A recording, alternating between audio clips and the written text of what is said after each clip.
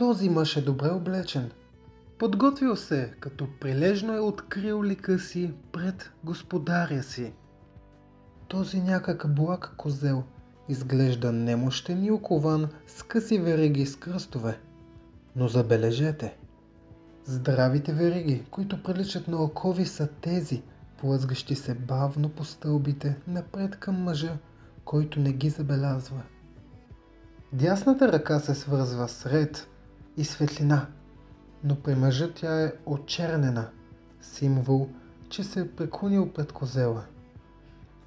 И последно доказателство за сигурната му гибел е хаоса, носеща се от далечината.